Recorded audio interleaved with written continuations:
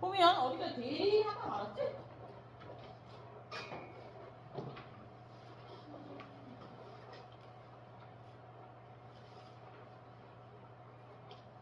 그냥 대리랑 위임은 가장 큰 차이가 이렇다고 해야 돼. 대리는 본인이 참여하지 않는 거야. 대리는 이렇게 내 일을 나의 분신과 같은 애에게 맡긴 거야. 분위기 알겠지? 그래서 걔가 가서 도장을 찍은 거야. 어? 근데 이제 위임은 그러니까 대리는 대리인이 하지 못하더라도 내가 할 수가 있어. 근데 위임은 저 지난주에 내가 너무 헷갈리게 설명해 준 거야. 대리는 내가 할 수도 있지만 내가 바빠서 어떤 사람을 선임해서 걔가 나가서 하는 거야. 회사로 따지면 회장님이 다 할 수 있지만 회장님이 밖에 나가서 도장 찍는까지 못하더라도 그럼 본부장을 내보내는 거야. 그게 대리야. 근데 위임은 뭐냐면 비슷비슷한 얘기인데 위임은 아주 전문적인 분야인 거야. 그래서 내가 할 수가 없어. 그래서 내가 나서는 게 아니고 너한테 그냥 맡긴 거야. 그러면 예를 들어 대리는 회사를 운영하는 회장이 사장에게 어떻게 하는 거야? 나가서 계약을 따오라고 보내는 거야. 그러면 그 계약은 누구누구에게 기속되겠냐? 대리인이랑 본인 둘 다에게 기속되겠지? 그러면 여기서 위임은 뭐냐면 내가 할 수 있는 분야가 아니야. 그래서 그걸 전문적으로 할 수 있는 사람에게 맡겼대. 그러면 그 사람은 자기의 전문적인 분야의 전공을 살려가지고 일을 제대로 처리해줘야 되는 거야. 그지? 근데 만약 이런 거야. 이혼 소송을 내가 위임해줬어 변호사에게. 그럼 그 변호사는 자기의 전문 지식을 가지고 나가가지고 해야 되지? 그지? 근데 그 이혼의 결과치가 위임인에게 수임인에게 그 변호사에게 닿는 건 아니잖아. 그지? 그런데 예를 들어 만약에 그 변호사가 자기의 의무를 다하지 않았어. 그러면 내가 원래 가지고 있던 계약이 파토나는 거야. 거기에 손해배상 책임을 물을 수 있는 거지. 그러니까 약간 비슷한 얘기인데 법의 구속력이 어디까지 미치냐. 그게 좀 차이점이야. 이해됐냐? 그러면 국회의원과 우리 사이의 일은 대리겠지. 내 행위를 대리시켜준 거야. 그지? 근데 걔가 어떻게 한 거야? 뒤까지 본다. 앞에 본 애들한테 설명을 잘못한 거네. 이게 나도 이렇게 개념이 명확하게 이렇게 헷갈릴 때가 있거든. 그러니까 비슷비슷한 얘기인데 우리가 국회의원에게 뭔가 넘기는 건 위임이겠네. 우리가 할 수 없는 분야를 위임이랑 대리랑 다 포개져 있는 거지. 그치? 내가 주권행사, 정책결정, 주권행사는 할 수 있지만 정책결정을 제대로 할 수가 없잖아. 그러니까 대리나 위임 다 포함된 개념이야. 비슷하게 얘기했는데 틀리게 얘기했는데 세 번만 틀린 거야. 그래서 그런 얘기 좀 꽂아 이제. 예? 안 헷갈리지? 맞니? 헷갈리니? 네 헷갈리는구만. 안 헷갈려?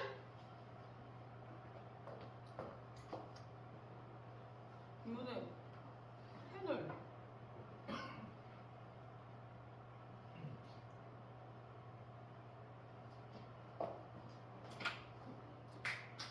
대리는 본인이랑 대리인이 있어. 일을 맡겼어. 일을 맡김이 지으시니? 티가 생겼어요. 김? 네. 맡김 아니야? 맡김? 맞아? 티글.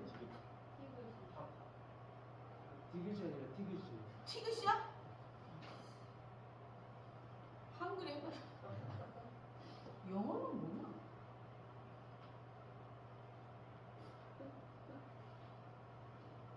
이씨, 영어 안 하니? 보자. 본인이랑 이게 맡겼어, 일을. 왜냐면 근데 이거 대리는 뭐냐면, 봐봐. 본인도 이 일을 할 수 있어. 그리고 대리인도 일을 할 수 있어. 그런데 본인이 너무 바쁘대. 바빠서 일을 못한대. 그래서 맡긴 게 대리야. 그러면 예를 들어서 이 대리인이 나와가지고 계약을 했어. 계약을. 그러면 이 계약의 결과는 얘한테도 영향을 미치고 얘한테도 영향을 미치는 거야. 이해됐지? 그 계약의 대리인이 나가서 한 법적인 결과가 본인이랑 대리인에게 다 미친다고. 됐니 여기까지? 그럼 위임은 뭐냐면 위임은 본인이랑 위임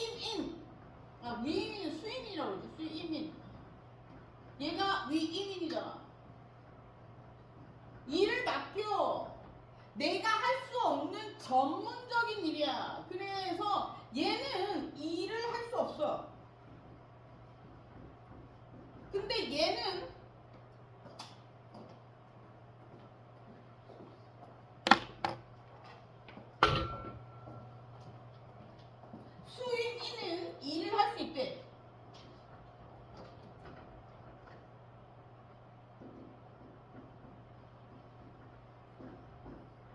그지? 그러면 예를 들어서 얘가 어떤 사람이랑 뭔가 일을 했어. 예를 들어서 상대방 뭐 계약을 하든 뭘 하든 법률행위를 했단 말이야. 어? 여기서 법률행위를 해. 뭐 얘는 대부분 계약인데 어떻게 법률행위라고 하죠? 법률행위 계약일 수도 있고. 얘 법률행위를 했단 말이야. 법률행위? 그러면 이 법률행위의 결과는 위임은 일로 간단 말이야. 일로 본인한테만 간다고. 결과가 위임인의 수임인에게는 가지 않아. 그런데 만약에 여기까지는 그런데 만약에 이 둘 사이에 여기에 문제가 있어. 제대로 일을 안 했어. 그러면 이 문제는 이 둘 사이에서 위임인가 수임인 사이에서 계약할 당시에 손해배상을 청구하는 거야. 오케이? 그럼 여기서는 여기 얘는 얘한테 결과를 물을 수도 있고 얘는 얘한테 결과를 물을 수도 있어. 그지? 그런데 중요한 거 봐봐. 만약에 첫 번째 본인이 대리인을 대신해서 그 결과를 받아들여서 뭐 손해배상을 해줬다 그러면 얘 본인은 대리인에게 구상권을 행사할 수 있다. 그지? 요거 두 번째는 예를 들어서 이게 이제 예를 들어서 만약에 요거 본인에게 결과가 구속됐을 경우에는 그 대리인에게 구성권을 행사하는 거고 대리인이 만약에 책임을 졌다면 뭐 대리인이 만약에 잘못한 거라면 거기서 결과에 대한 뭐 쟤한테 구성권을 행사할 수는 없어. 그지? 근데 만약에 대리인이 일 처리를 제대로 했는데 결과가 이상하게 나왔다 그러면 거기에 대한 뭐 예를 들어서 운전자의 과실 이런 것처럼 과실 비율을 따져볼 수 있겠지. 그지? 그런데 이거 두 개를 바탕으로 해서 생각해보면 어떤 게 또 문제가 될 수 있냐면 이게 결과에 대한 거잖아. 근데 이 둘 사이에서 뭐 문제가 발생한다면 이것도 따로야. 그 계약 단계에 대한 손해배상 이런 것도 또 따로라고. 이해되니? 여기서 만약에 뭐 이건 여기서 끝나겠구나. 여기서 끝나는데 만약에 여기에서 본인이랑 대리인이랑 뭔가 계약이 있었을 거 아니야. 계약. 근데 여기에서 계약의 기본은 제대로 된 일을 하겠다라고 했지. 그러면 그걸 어겨가지고 저런 결과가 나타났다게 증명되면 대리인은 본인에게 손해배상을 해줘야 된다고. 이해되니? 이거지. 이게 외운다고 될 일이 아니지. 여기 약간 야식꾸리하긴 한데 약간 야식꾸리하긴 한데 이거는 포션에서 본인이 결과가 되면 대리인에게 구성권을 행사할 수 있고 이것도 가실 비율을 따지겠지. 가실 비율 얘도 가실 비율을 따지겠지. 둘 다 어차피 따져야 되는 건 맞아. 근데 요 부분 내가 좀 생각해 볼게. 어쩌죠? 이해됐지? 그러네 이해. 보자. 이게 공부를 함에 있어서 많이 아는 것도 중요한데 이게 조금만 저기 뭐지? 기본 개념만 제대로 알면 혼자서도 다 할 수 있어. 이게 지금 책에 나와 있는 얘기가 아니잖아. 이게 지금 이게 그려지려면 공부를 엄청나게 많이는 아니더라도 제대로 해야 되는 거야. 헌법은 기본적으로 다 들어가는 거고 상법뿐만 아니라 민법, 형법 다 들어간단 말이야. 그러니까 이게 이거야. 세상은 있잖아. 내가 잘못한 만큼 돌려받는다 생각하면 돼. 어떠한 상황이든 내가 한 일에 대해서 내가 뱉은 말에 대해서 내가 하는 행동에 대해서 다 책임진다 생각하면 돼. 그냥 그게 기본 룰이야. 시장경제 아니야? 이건 과학적으로 설명하면 작용 반작용 원칙이지. 뉴턴의 뉴턴이 뭐라고 그랬어? 작용한 만큼 반작용 돌아온다고 하지 않았니? 네가 여자친구가 땡땡거리면 여자친구가 나한테 보면 땡땡거려. 여자친구 있냐? 왜 없니? 왜 없어? 니는 없어? 왜 없어? 멀쩡하게 생겨가지고 눈이 하나 없는 것도 아니고 다리가 하나가 없는 것도 아니고 이거 성격 이거 실용이야. 아니 이런 얘기하는 거? 이거 내가 이거 평등권 헌법에 얘기한 평등권 침해야. 내가 연애를 하든지 말 자유권인가? 하여튼 그런 거 침해야. 내가 하든지 말든지 뭔 상관이야. 근데 너를 인격적으로 모독하는 거 마찬가지지. 가만히 있으면 안 되는 거야. 알았어? 나를 신고하는 얘기는 아니고 가르쳐 주는 거야. 그치. 그게 일종의 그게 만약에 거기에서 더 나가서 제발 쟤는 연애하니까 겁나 새끈해졌다 이러면 이제 진짜 성희롱이 되는 거니까. 그게 사람들이 농담처럼 이야기하는데 아주 요즘에는 문제가 될 수 있는 사안이란 말이야. 근데 이거는 이제 내가 당했을 때는 문제지만 나도 한단 말이야. 내가 그렇게 될 수 있으니까 내가 그렇게 했을 때 진짜 어느 날 갑자기 경찰서에 날 잡으러 올 수도 있어. 야, 얘들아 사람을 물먹일 수 있는 방법은 주먹만 있는 게 아니야. 법은 좀 공부할 만하겠지. 보자. 그래서 지난주에 크게 우리 업그레이드 손줘서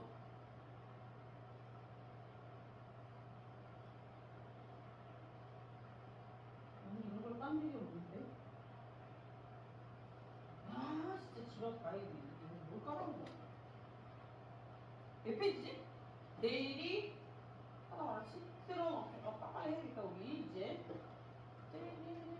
보자. 내일이 시험 점수.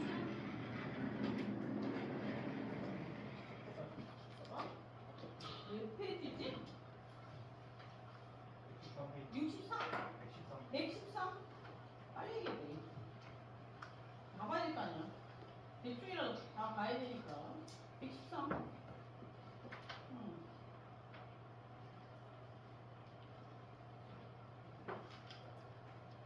내가 너무 컨디션이 좋다. 어제 잠을 4시부터 자가지고 4시간 일어났어. 아침 새벽에. 아 대단하지 않아. 뭐 있어.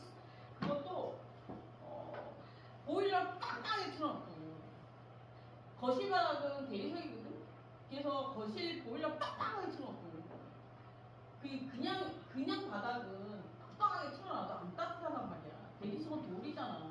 거기 진짜 빡빡하게 틀어놓으면 진짜 따뜻하거든. 근데 거기에다가 두툼한 그 5리터 그거 깔고 있잖아. 그 위에 그냥 바닥에 누면 너무 허리 아파.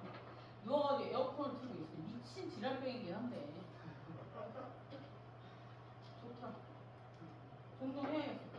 내가 이걸 어디 가서 하냐면 호텔에 가서 많이 한단 말이야. 호텔에 가면 나는 돌아다니는 걸 싫어하기 때문에 일단 호텔 보일러를 최대치로 끌어올려놔. 호텔의 선정 기준은 뭐냐면 개별 난방.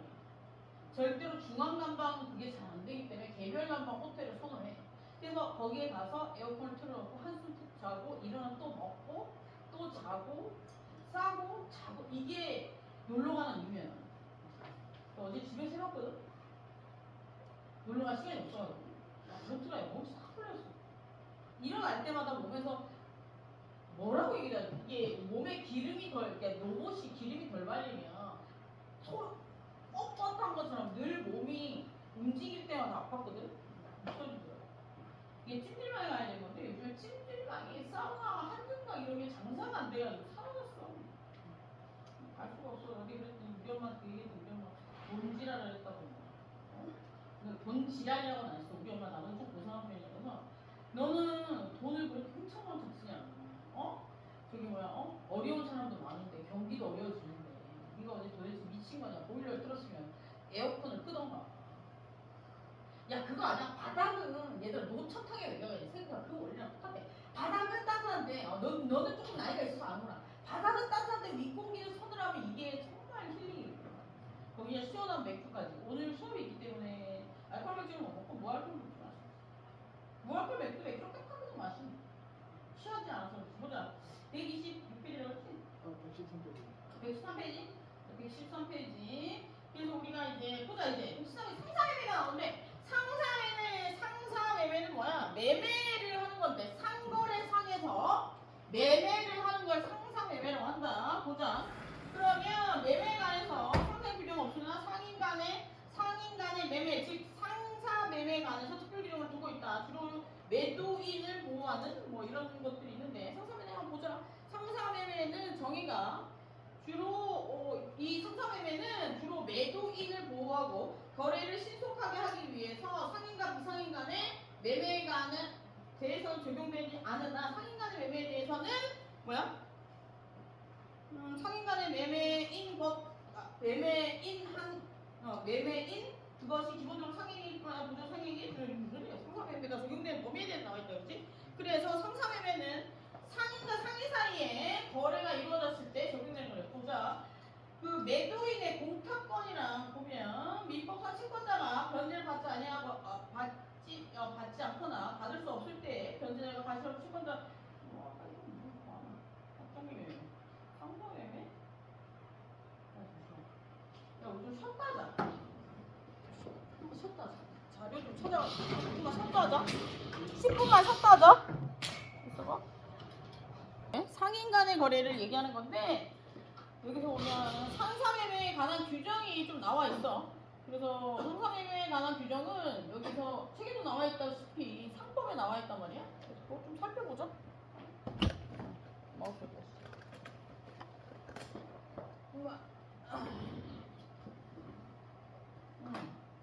책이 너무 어렵게 적어놔서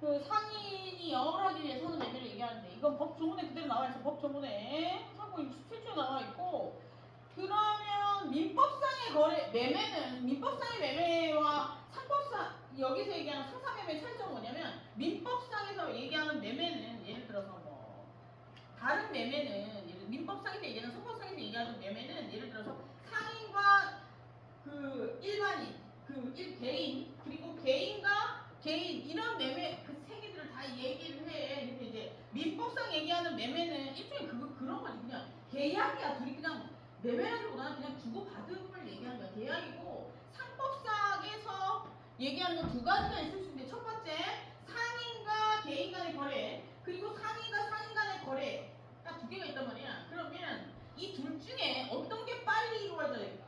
예를 들어 상인 둘 사이의 거래와 얘 또 뭐하는 말이 빨라진 거 모르는구나. 그자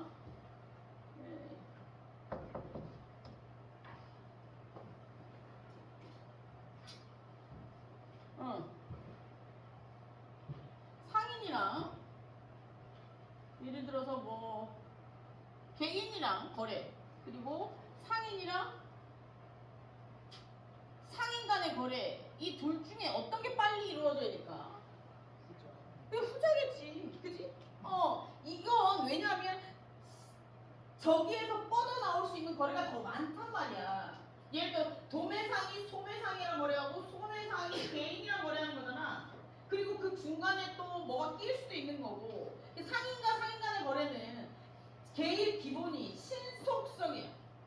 정확성도 있지만 신속성이 제일 중요해. 빠른 거래가 중요하단 말이야. 그래서 법 규정을 따로 두고 있대. 그래서 성사매매란 상인이 영업을 위해서 매매를 하는 것들을 얘기하는데 민법상 매매에 비하면 굉장히 빠르고 안전하게 이루어져요. 왜냐면 신속성,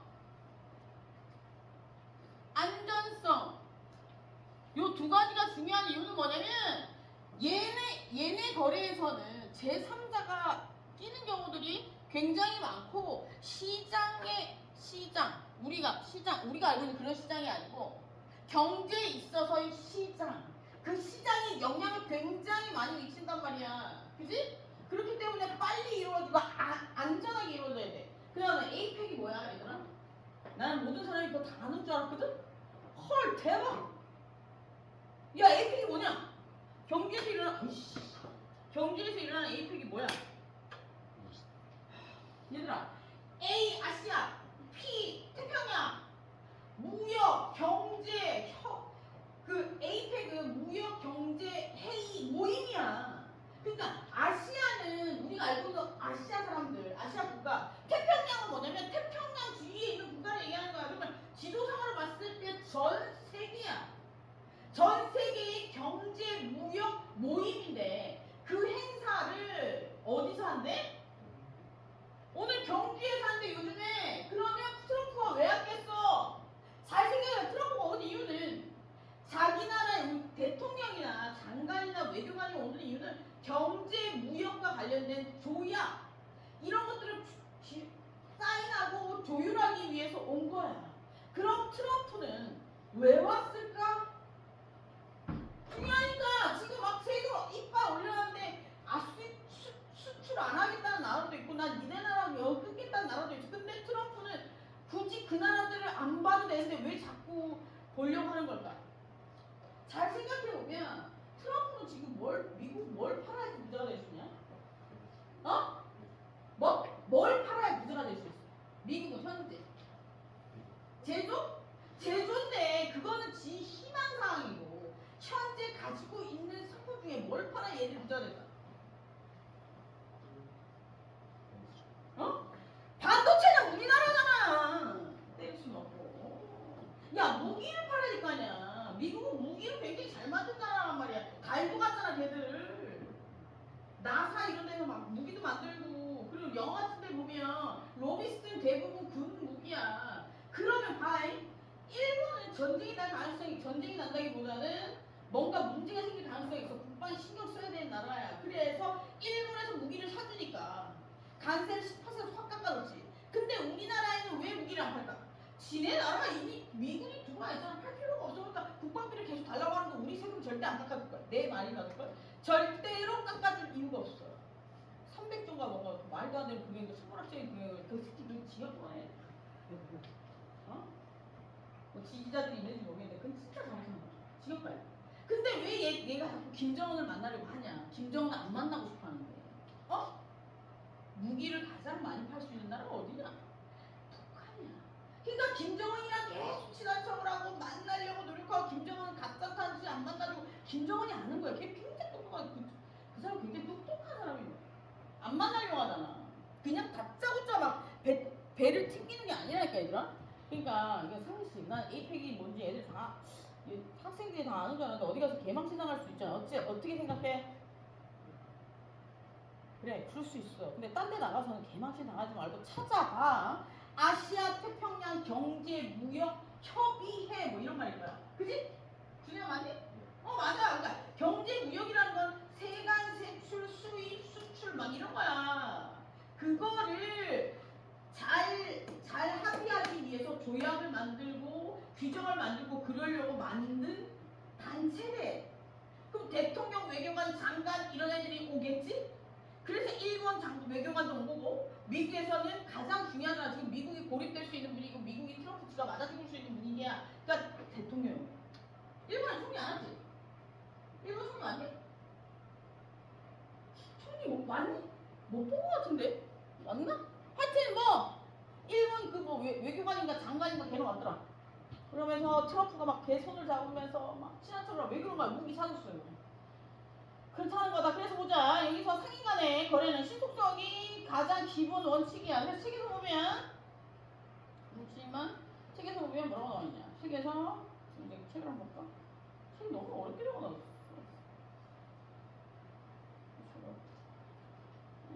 책에서 중계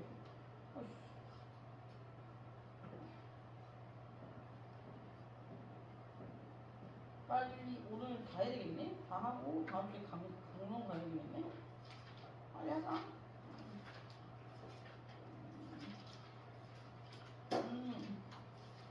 응? 여기 있다.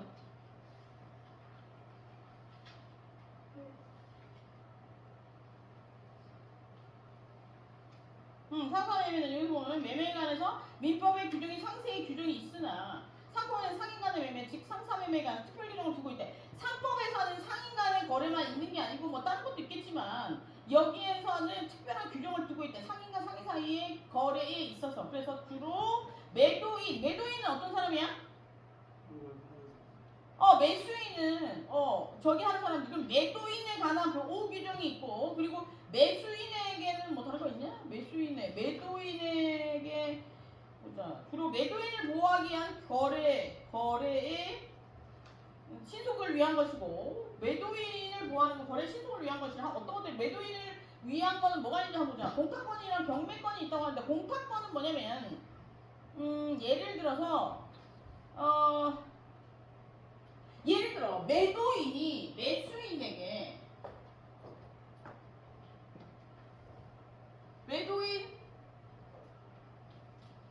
매수인이 거래를 또 둘 다 상인이야. 거래를 텄어. 그래서 매도인이 매수인에게 뭔가를 맡겼다 물건을 줬다 예를 들어 매수인이 목적물을 예를 들어서 어떤 물건이 있어. 이 물건을 주기로 했단 말이야. 근데 얘가 안 받으려고 해. 물건을 자꾸. 그러면 어떻게 해야 되냐?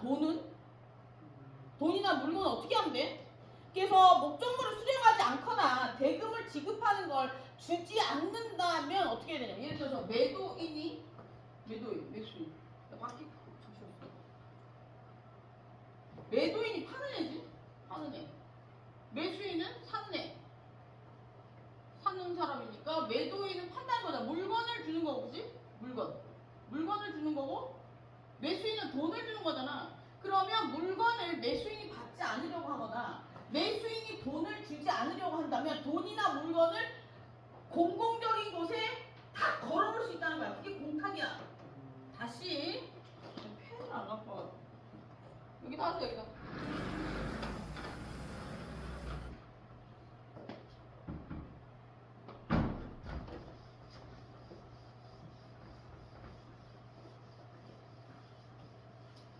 바이 매매에서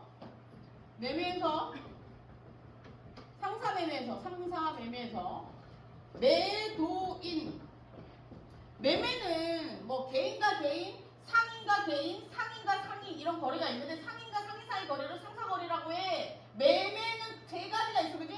첫 번째 개인과 개인, 개인과 상인, 세 번째는 뭐야? 상인과 상인 사이 거래야. 근데 상인과 상인 사이 거래는 어떻게 되는 거야? 신속성과 안전성이 중요해. 왜 그런 거야? 제3자도 있고 시장에도 영향을 많이 미치기 때문에. 오케이? 그래서 매도인, 매수인이 있다면 매도인은 물건을 파는 애잖아. 물건을 줘. 그지? 매수인은 뭘 줘야 돼?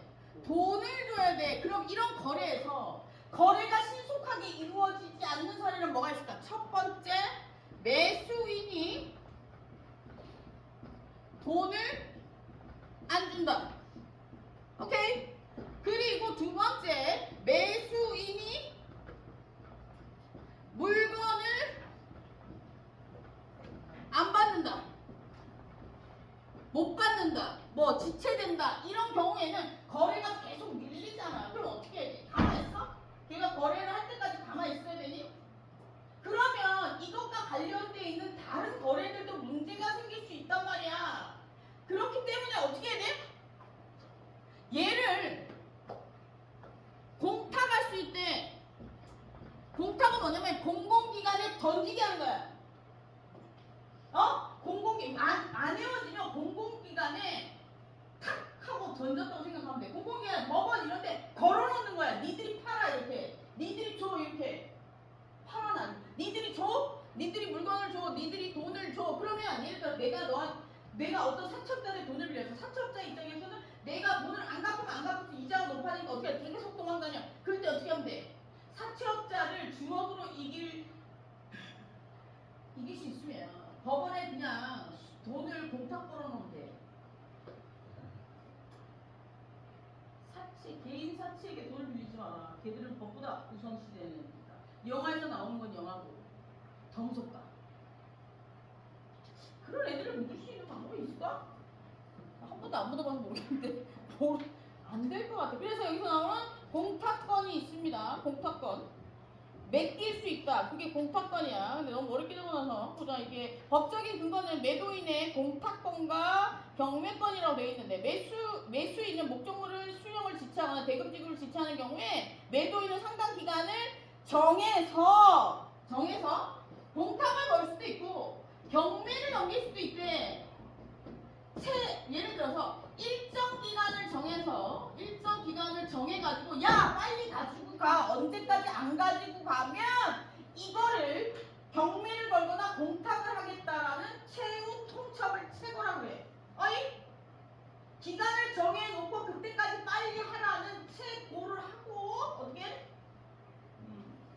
그 기간까지 안 하면 경매를 하거나 공탁을 한다는 공탁은 거는 거고 경매는 그냥 파는 거야. 파는 건 뭘 할 수 있는 거야? 물건을 팔아서 어떻게 하는 거지?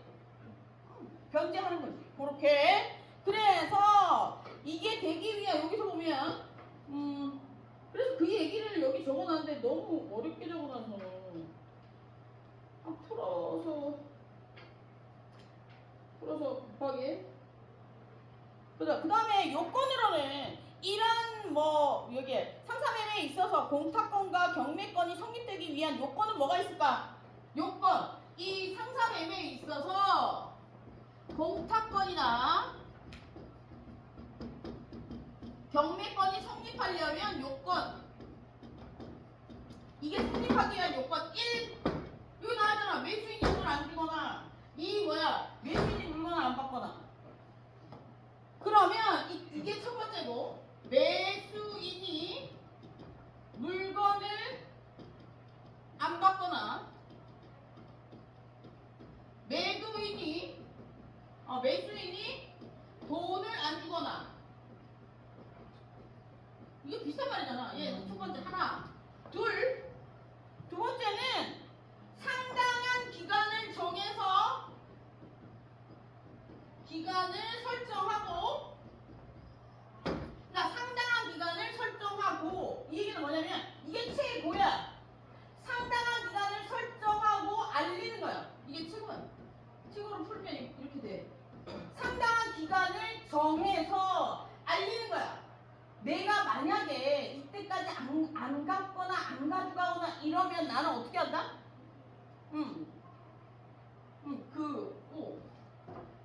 이행이 없어야 돼.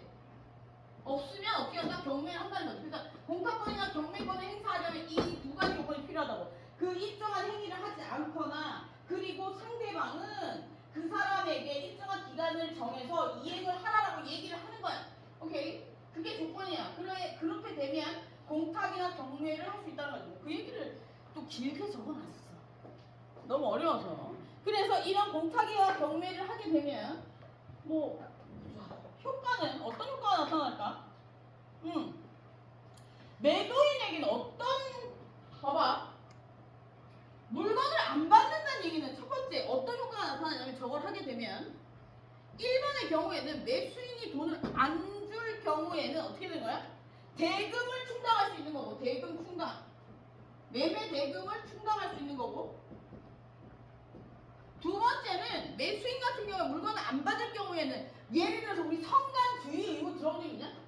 선량 관리자의 의무. 내가 남의 물건을 가지고 있으면 어떠한 경우라도 내 물건처럼 잘 관리해줘야 되는 의무가 있어. 걔가 찾아갈 때까지. 만약에 그로 인해서 보관 의무가 발생하거나 상당한 나에게 손해를 입힌다면 그건 다른 소송으로 돈을 받는 거야. 일단 그 물건을 잘 보관해줘야 돼. 예를 들어서 그게 생선이었어. 생선은 냉동창고에 넣어놔야 돼. 그런데 그 냉동창고에 넣어가지고 물건을 잘 보관해줘야 되는 의무가 있단 말이야. 그럼 걔가 찾아가고 나서 냉동창고 비용이나 이런 것들은 어떻게 돼? 걔한테 청구하는데, 이게 왜 복잡하냐면, 이게 왜 공탁을 걸고 경매를 하냐면, 안 할 수도 있는 민사거든. 얘는 받으려면 시간이 많이 걸려. 어디 알겠냐? 그래서 우리가 시신을 유치하면 냉장고에 3분의 5 빼는 거야. 성간 주의 의무가 기본이기 때문에. 선량 관리자의 주의 의무가 있기 때문에 그거 뺐다가 나중에 또 다른 소송에 휘말린 시신 훼손 이런 형사상의 처벌을 받는 그런 거야. 법이 하나가 있는 게 아니고 이렇게 자꾸 이렇게 맞물려가는 거. 그리고 대금 충당, 그리고 물건 보관 의무에 풀려날 수 있어.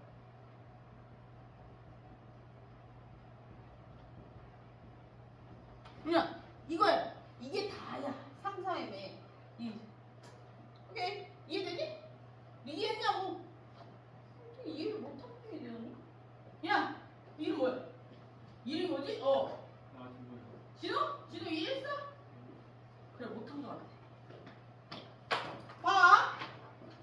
상인 간의 매매를 할 수 있는 게 상사매매야. 그러면 매매에서 파는 사람 매도인이라고 하고 매수인이라고 해. 그지? 그럼 여기서 그 상사매매에서 문제가 발생했어. 첫 번째, 매수인 물건을 가져간 놈이 뭐라 줬대? 돈을 안 줬대. 오케이. 두 번째, 매수인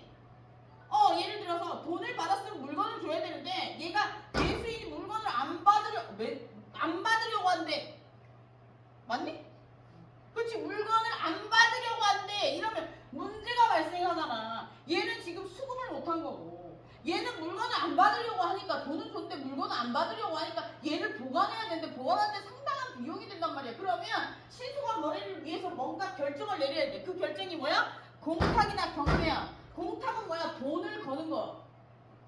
예를 들어서 여기 돈을 안, 예를 들어서 물건을 받았는데 물건 안 찾아, 돈을 받았는데 물건을 안 가지고 가. 그럼 돈, 예를 들어서 공탁은 돈을 걸어놓는 거고, 경매는 내가 받은 물건을, 공탁은 내가 받은 돈을 어떻게 하는 거야? 올리는 거고, 경매는 내가 받은 물건을, 내가 가지고 있는 물건을 어떻게 하는 거야? 파는 거야. 그렇게 해서 일을 해결하는 거지. 그러면 예를 들어서 상가, 이런 공탁이나 경매를 하려면 요건이 필요한데, 매수인이 물건을 안 받거나 매도인 돈을 안 주거나 상당한 기간을 정해서, 최고라고 얘기를 두자로 상당한 기간을 정해서 통지를 하는 거야. 그렇게 했는데도 안 하면 공탁이나 경매를 할 수가 있대. 그러면 공탁이나 경매를 했을 때 효과는 뭐냐면, 매수인이 돈을 안 받았어? 그럼 어떻게 된대? 대금이 충당되는 거야. 돈을 안 준 경우에 그 물건을 팔아서 대금을 충당하는 게 경매를 통해서. 오케이? 그리고 이제 매수인이 물건을 안 받을 경우에는 물건 보관을 안 해도 된다고. 팔아가지고. 오케이. 맞아. 잘 알아서 정리해. 나머지는. 알았지? 아휴. 자, 그 다음에 그리고 다음으로 나와 있는 게 예를 하나 들어보면, 가위를 100바스를 판매했는데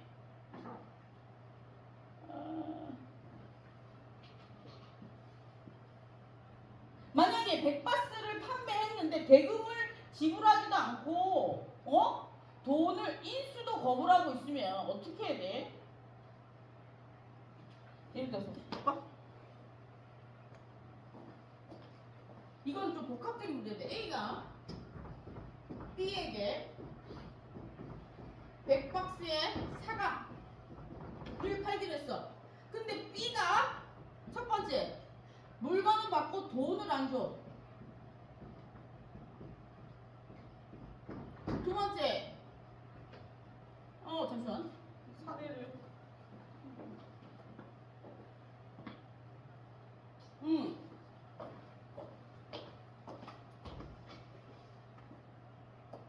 B가 물건도 안 받고 돈도 안 줘. 야, 이거 어떻게 해야 돼? 얘가 사과 장수야. 근데 얘는 사과를 살 사람이었대. 그럼 얘는 사과 판매상이잖아. 사과 판매상이면 판매상은 사과나무를 심은 게 아니잖아. 그래? 그러면 다른 A-라는 사과나무 주인, 사과 농장 주인한테 사과를 받았을 거 아니야. 그지? 사과를 받았어. 그런데 이 사과를 어디에 보관하고? 냉장고에 보관하고 있잖아. 그지? 냉장고에 보관하고 있는데 얘가 물건을 찾아가지도 않고 돈도 안 줘. 그럼 어떻게 해야 되냐 이거? 이게 어떻게 될까? 야, 이렇게 하면 어떻게 해야 되냐? 딴 사람한테 못 팔면 어떻게 해야 돼? 그렇지. 계약 의무 불이행에 대한 책임을 지는데 얘한테 이렇게 얘기했으면 그 전에 이렇게 할 수 있는 거지. 3일 동안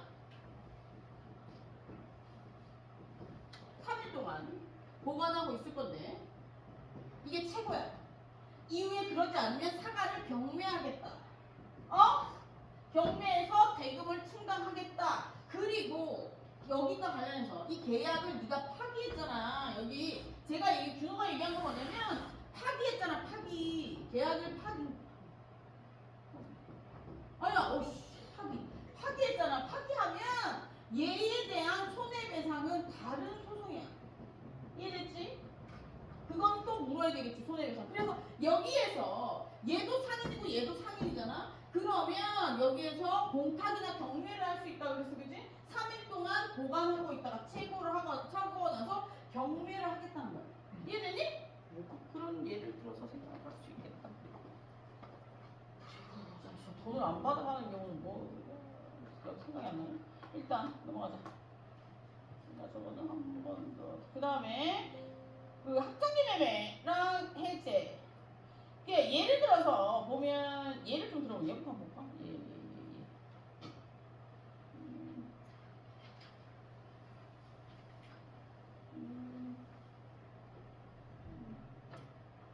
딱 경우에 학정기 매매. 됐다. 매수인 예를 들어서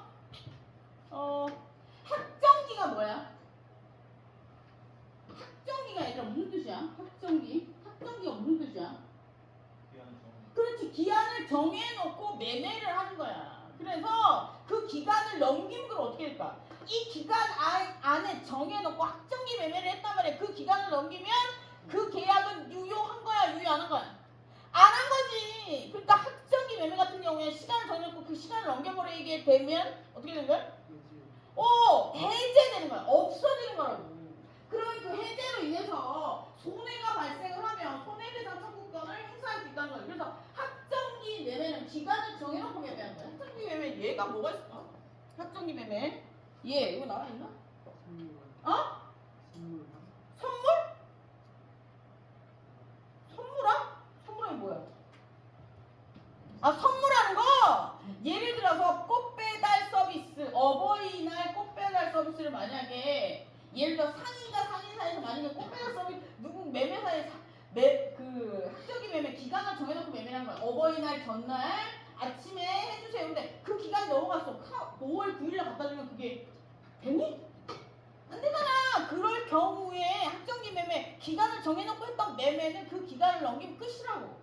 그 얘기야. 그래서 매매가 학정기 매매인 경우에 그 기간을 경계하면 채무 불이행이 없더라도 이게 뭐냐? 예를 들어 학정기 매매는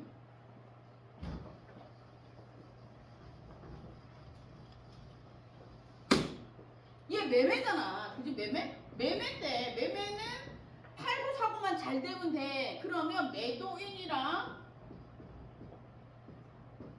매수인이 있는데 이 둘 사이에 물건을 주고 돈을 받고 이것만 끝나면 돼. 그지? 그러면 계약 이행이야.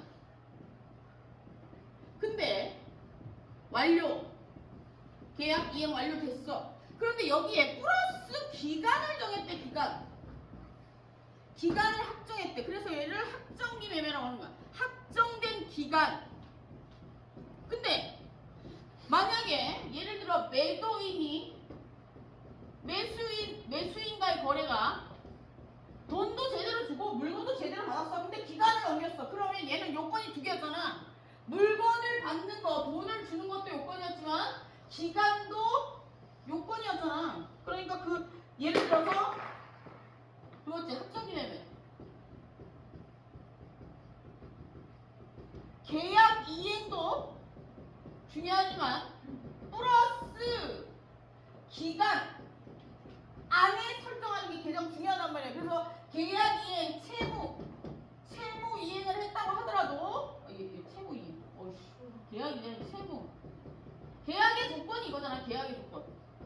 채무도 이행하고 기간 안에 하고. 근데 채무를 이행했다고 하더라도 어떻게 되는 거야?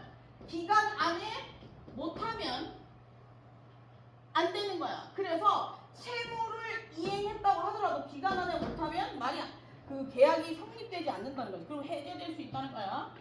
여기서 채무 불이행이 없더라도 채무가 이행되었다고 하더라도 기간 안에 못하면 끝이라는 거야. 예를 들어 쉽게 생각하면 어버이날 꽃배달을 시켰는데 5월 9일날 왔어. 그 계약이 제대로 된 계약이냐? 일단 꽃은 왔어. 돈을 준 날 꽃은 왔어. 그런데 기간이 지나서 왔잖아. 그럼 그 계약이 완전하지 않다는 거지. 오케이? 이거 뭐야 보자. 그래서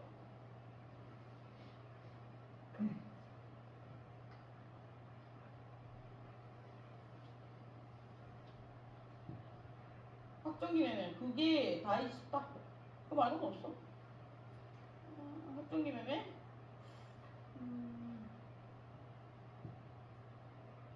학정기 매매는 그런 뜻이고 다른 게 있나?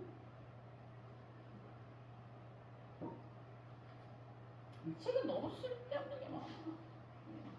그 다음에 학정기 매매는 그 정도만 하고 학정기 매매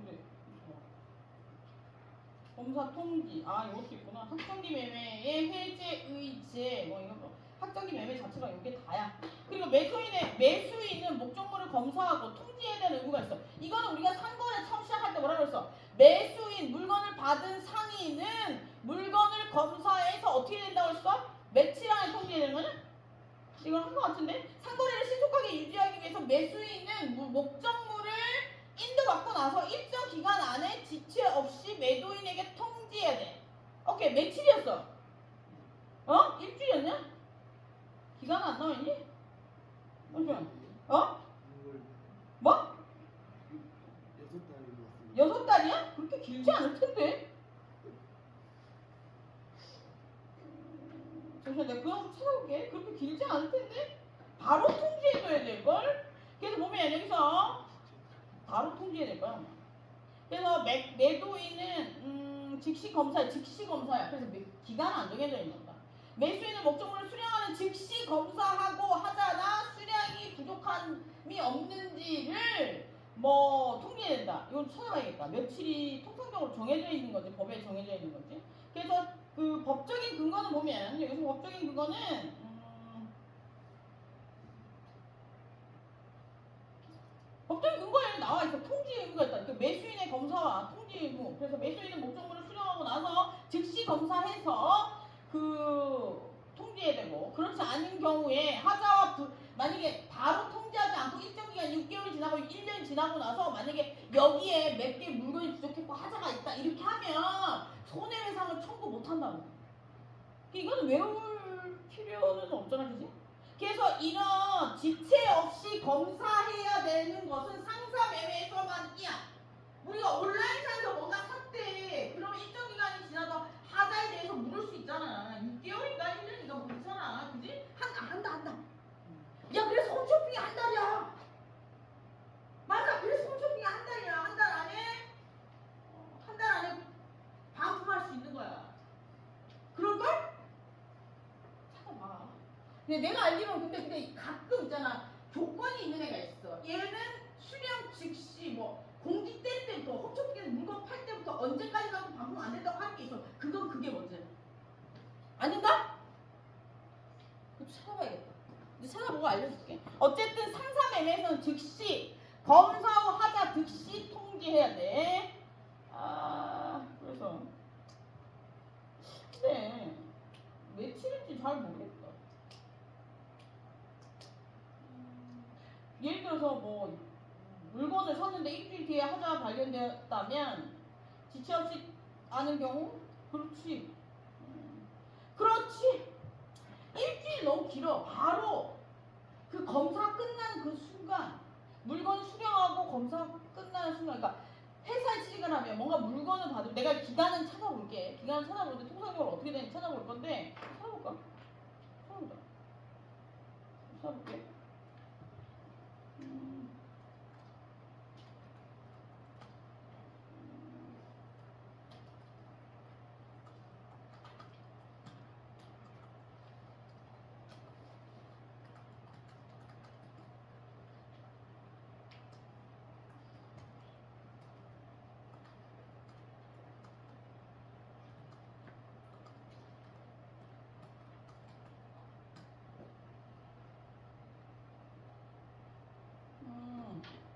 지체 없이래.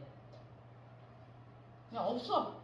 기간이 없단 말이야. 그러니까 지체 없이 명확하게 그러니까 통상적으로 우리는 수일이라고 하거든. 하루에서 이틀 사이야. 물건을 아무리 많이 받아도 예를 들어 물건을 10,000개를 받았대. 그러면 또 그걸 받아서 검사하는 데까지 사람이 내가 이렇게 생각하면 되겠다. 10,000개의 물건을 받았어. 그러면 10,000개의 물건을 받아서 그 10,000개의 물건을 검수할 수 있는 직원의 수를 통상적으로 계산해가지고 그 직원의 수에 플러스 뭘 해야 돼? 법정 근로시간을 계산해서 한 사람이 계산할 수 있는 것, 검수할 수 있는 시간을 계산하면 만약에 며칠이 걸리는데 이게 가장 합리적이에요. 근데 통상적으로 하루 이틀이면 끝났다고 그러네. 근데 만약에 우리 회사 직원이 부족했어. 그럴 때는 이렇게 하면 되지. 물건 개수에 우리 회사 직원을 나눠. 그래서 우리 회사 직원에게 그 물건 검수를 하나를 시켜본단 말이야. 시켜보고 그 사람이 드는 시간을 계산해서 더 나중에 소송까지 안 가려면 우리가 검수하는데 드는 시간이 여기까지인 것 같으니까 일주일이라 일주일 너무 늦거든. 일주일 정도 우리 직원들이 계산해서 일주일 정도라고 하면 그거 알리면 되지 않을까? 근데 통상적으로 하루 이틀이래. 이게 될지 안 될지 조금 생각해 봐야 될 것 같다. 통지 안 하면 뭐 끝나는 거지. 아, 통지 만약에 그 하자를 알았다는 걸 통지하지 않으면 그냥 그 부분에 대해서는 더 이상 할 말이 없는 거지. 손해배상을 청구 못 하는 거지. 손해배상 청구를 못 합니다. 거기까지. 그리고 보자. 이것도 바꿔보자.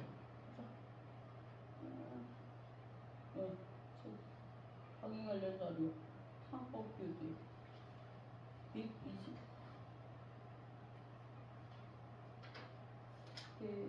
상호 계산은 뭐니 얘들아? 상호 계산? 응? 뭐? 상호 계산이 뭐야? 아 뭐야? 니들 얘기해봐. 상호 계산이 뭐야? 아? 앞에서 좀 한 거 같은데 상호 계산? 상호 계산이 뭐니? 상호 계산만 하면 강론이냐? 학자에서 나왔네. 상호 계산이 뭐야?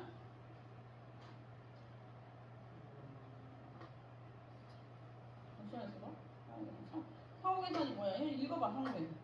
상시 거래 관계가 있는 경우 일정한 기간의 거래로 인한 채권 채무의 총액에 관하여 상계하고 잔액을 지급할 것. 저 간단하게 얘기하면 우리가 매번 거래에 대한 이야기들을 할 수가 없잖아. 그래서 6개월, 1년이면 1년 이렇게 해가지고 계산서를 뽑는 거야. 보여주는 거라고.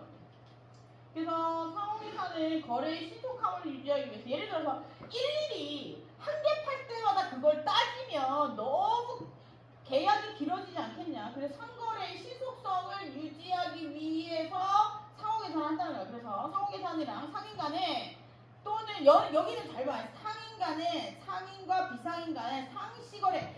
상시거래라는 게 뭐냐면 계속해서 지속적으로 한 번 거래는 그냥 한 번 거래. 내가 너한테 한 번 거래를 했어. 그걸로 끝나. 그러면 계산서 확인해야 돼. 근데 내가 너랑 1년 동안 계약하기로 했어. 그럼 매일매일 거래하는데 만날 때마다 계산서를 확인하고 뭘 확인하고 이러면 나중에 일이 복잡하게 나거든. 그래서 주기를 정해놓고 한 달에 한 번 정도씩이 제일 적당한가? 그래서 그렇게 주기를 정해놓고 상시거래는 늘 자주 거래하는 경우에는 일정한 기간의 거래로 인해서 채권 채무 관계를 이제 계산해가지고 뺄 거 빼고 더할 건 더해가지고 마지막 액수를 알려주는 거야. 예를 들어 네가 나한테 갚아야 될 돈도 있고 내가 너한테 갚아야 될 돈도 있으면 그걸 상계 퉁 치는 거야. 쉽게 얘기해 퉁 해가지고 알려주는데 그 세무계산서는 봐야지. 예를 들어 내가 너한테 100만 원을 갚을 게 있고 네가 나한테 200만 원을 갚을 게 있어. 그러면 내가 넌 나한테 얼마 주는데? 100만 원 주는데 이게 상호계산이야. 근데 상호계산 잘못하면 안 돼. 이건 이제 법이고 개인적인 인간관계에서는 줄 거 주고 받을 건 받는 거야. 이해되냐? 내가 200만 원 너한테 줄 게 있어. 그럼 200만 원 가지고 가서 주고 야 너 저번에 나한테 100만 원 주기로 한 게 있잖아. 줘. 이렇게 얘기해서 거래가 깨끗한 거야. 기분 안 상하고. 이 얘기는 어제 우리 부모님이 엄마가 아빠한테 4만 원을 빌렸대. 뭐라? 엄마가 아빠한테 4만 원을 빌렸는데 아빠가 엄마한테 만 원, 그 다음날 만 원을 빌렸대. 어? 근데 아빠가 아빠가 엄마한테 4만 원을 빌렸어. 근데 엄마가 아빠한테 만 원을 빌렸다는 거야. 그 다음날. 그럼 아빠가 3만 원만 주면 되잖아. 근데 아빠가 3만 원 갖고 왔대. 그래서 열받아가지고 야 지금 4만 원 주면 내가 만 원 돌려줄 수도 있는 거 안 받, 뭐 돌려주거나 그렇게 할 텐데 되게 기분 나쁘다 이렇게 생각하는데 사람들은 뭐 심리겠지. 왜 그렇게 계산을 하게 되느냐 부부간에. 오래 살면 그렇게 되는데 오래 살면 계산 밥값도 따로 내셔. 하도 그런 것 때문에 싸워가지고 내가 따로 내려버렸어. 밥집에 가서 1인분씩 내고 각자 각술 목욕할 때 각자 내려버렸어 내가. 왜? 그렇게 안 될 것 같아? 그렇게 안 되려면 부인한테 겁나 잘해야 돼. 우리 아버지가 젊었을 때 들어먹은 게 많아서 그래. 우리 엄마가 절대 신뢰하지 않아. 각자의 부부의 재산은 별산이야. 별산자라고. 부부 재산은 각자 계산하면 안 돼. 나는 만약에 내가 나이가 들긴 했지만 이 나이 결혼하면 남편이 버는 거 다 내 거야. 내가 버는 것도 다 내 거야. 모든 부동산 매기는 다 내 앞으로 하는 거야. 뭔 얘기냐 알겠냐? 얘가 만약에 결혼해서 이혼하지 달라고 그러지 죽여. 어떻게 법으로 절대 못 기억 이런 애랑 결혼하면 안 되는 거 알았지? 근데 이런 애가 평상시에 착할 때는 진짜 슬퍼가 많아. 안 건드리기만 하면 돼. 보자. 그래서 야 이래서 결혼을 못했나 보다. 그지? 너 이 새끼도 점수 얘기한다? 제 30점이야. 보자. 상호계산은 이렇게 상인 간의 거래든 비상인과 상인 간의 거래든 이 중요하지 않고 중요한 건 상시 거래가 있어야 돼. 계속적으로 실시간의 거래가 지속적으로 있어야 된다 그래. 그럴 경우에 상계하고 준대. 이게 상호계산이래. 그래서 상호계산의 당사자는 적어도 한쪽은 상인이어야 된대. 한쪽이 상인이 아니면 상호계산이라고 안 하고 우리 그냥 상계라고 해. 내가 너한테 돈을 빌려줬는데 네가 나한테 또 빌려간 게 있으면 우리 민법에서는 상계에서 퉁쳐서 준다고 해서 민법에서는 상계라고 하고 상계라고 하고 여기서 상호계산이라고 한다네. 상계가 상호계산인가? 상호가 그렇겠다. 상계가 나도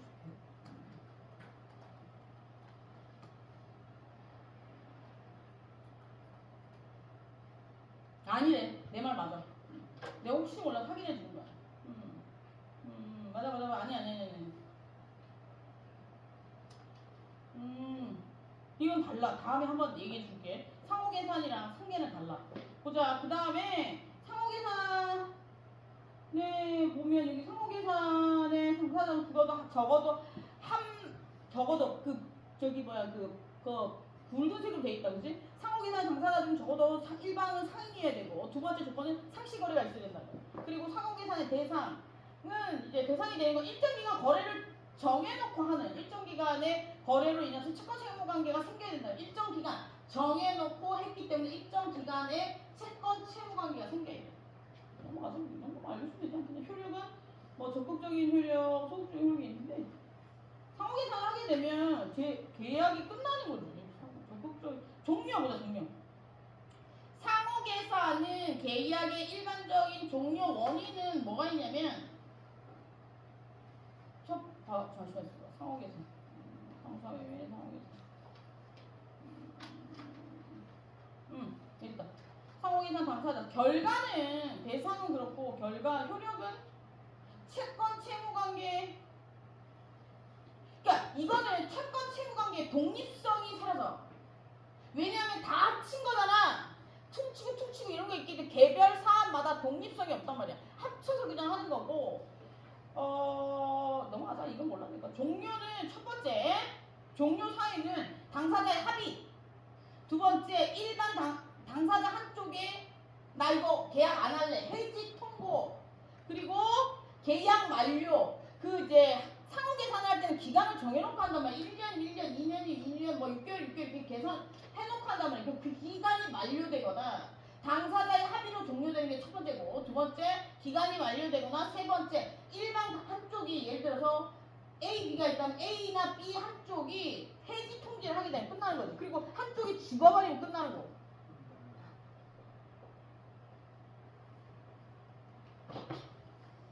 그 정도 하면 될 것 같은데? 보자. 그 다음에 뭐 나왔지? 응? 익명조합. 익명조합은 예를 들어서 합자조 몇 페이지 나왔냐? 야 익명조합 합자조합 이거 다음에 하자. 다음에 하고 요거는 익명조합 합자조합 좀 읽어갖고 오고 다음 주에 대리상부터 강론 좀 할 거야. 600 이제